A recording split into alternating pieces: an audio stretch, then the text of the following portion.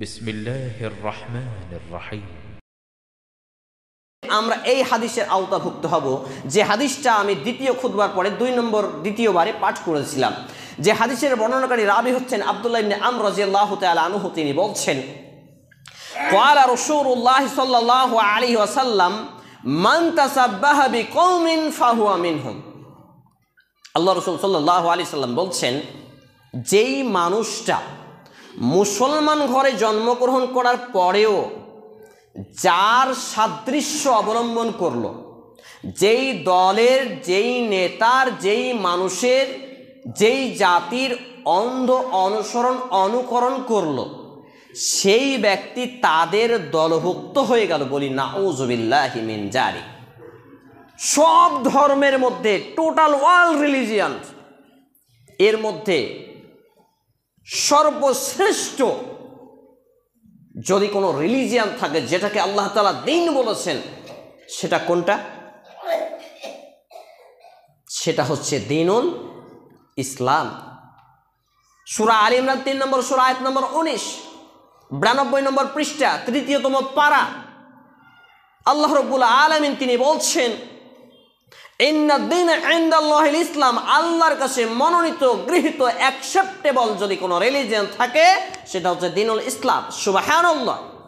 এই দ্বীন ইসলাম যেটা সবচেয়ে নয়, একমাত্র আল্লাহর কাছে নিঃসন্দেহে কবুলযোগ্য, এই দ্বীন ইসলাম কি আজকের নামধারী মুসলমানরা আমরা ভুলে গেছি এবং জানি না।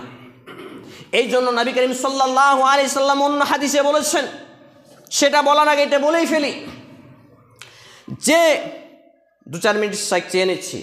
এই নির্ধারিত সময় খুতবা শেষ করতে হবে এমনটি নয়, বিষয়টা ক্লিয়ার করতে হবে। আমি আপনাদের মসজিদে প্রতিদিন বা প্রতি সপ্তাহে আসবো এমনটিও নয়।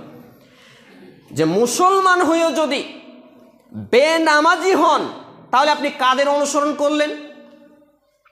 মুসলমান হয়েও যদি দাড়িকে কাটছাট করেন তাহলে আপনি কাদের অনুসরণ করলেন? মুসলমান হয়েও যদি নেশাদার দ্রব্য পান করেন, টাকনুর নিচে পোশাক পরিধান করেন, সুদি কারবারে জড়িত হন, মিথ্যার মতো জড়িত ভয়ঙ্কর পাপে জড়িত হন, গান বাজনা অশ্লীলতা বেহায়াপনায় জড়িত হন, তাহলে আপনি কাদের দলভুক্ত হচ্ছেন আপনি একটু চিন্তা করুন। সব কিছু ছেড়ে, সব কিছু ফেলে ইসলামের ছায়াতলে এসে তাহলে আপনি মুহাম্মাদুর রাসূলুল্লাহ বলি সাল্লাল্লাহু আলাইহি সাল্লামের অনুসারী হতে পারবেন, অন্যথায় নয়। হাদিসটি বর্ণিত হয়েছে সুনানে আবু দাউদ গ্রন্থের কিতাবুল লেবাস, পোশাক পরিচ্ছেদ অধ্যায়ের 27তম অধ্যায়ের হাদিস নাম্বার 4031।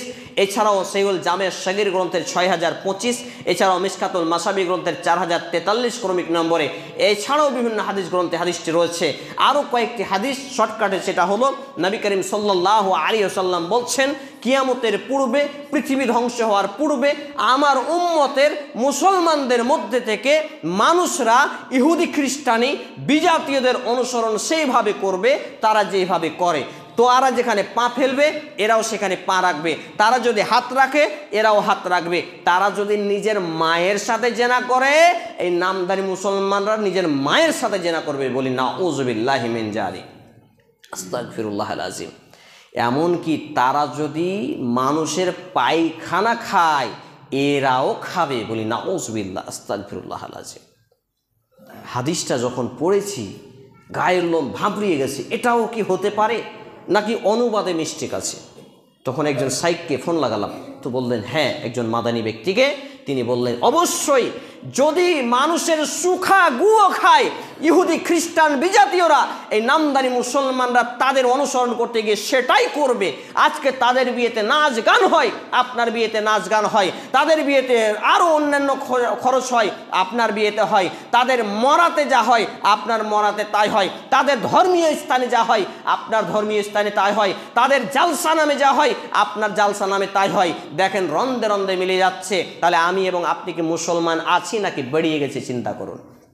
আল্লাহ রাব্বুল আলামিনের কাছে পরিশেষে এই দোয়াই করি যে আল্লাহ রাব্বুল আলামিন যেন আমাদেরকে এই সমস্ত ভয়ঙ্কর কর্মকাণ্ডগুলো থেকে বেঁচে চলার তৌফিক দান করেন। আমরা বলি আল্লাহুম্মা আমিন। হে আল্লাহ তাআলা, আমরা যারা অসুস্থ আমাদেরকে পূর্ণাঙ্গ শেফায়ে কামিলা আজিলা দিন। আমরা বলি আল্লাহুম্মা আমিন। হে আল্লাহ রাব্বুল আলামিন, আমরা যারা অভাবী আমাদেরকে অভাবমুক্ত জীবিকা নির্বাহ করার তৌফিক নাসিব করুন। আমরা বলি আল্লাহুম্মা আমিন। হে আল্লাহ তাআলা, আপনি আমাদের হালাল রুজি রোজগারে বরকত দিন, ছেলে মেয়ে সন্তান সন্ততিকে ইসলামিক সন্তান সন্ততি হিসেবে কবুল করুন। আমরা বলি আল্লাহুম্মা আমিন।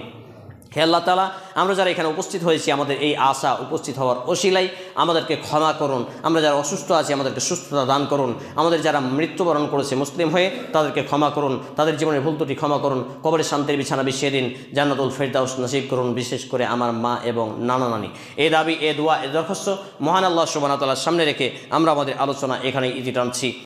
আলহামদুলিল্লাহি রাব্বিল আলামিন।